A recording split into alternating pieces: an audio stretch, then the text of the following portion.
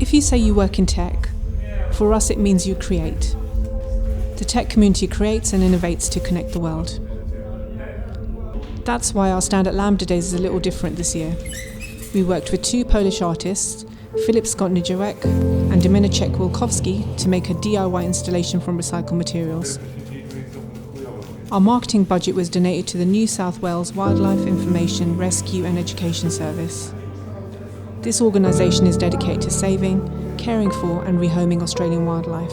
Australia needs our help, and a disaster like the recent bushfires needs a unified response from as many of us as possible. Bushfires have devastated nearly 8 million hectares of land.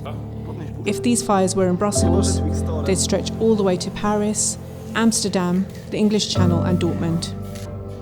Technology is important to us, and so is the planet. You can help too.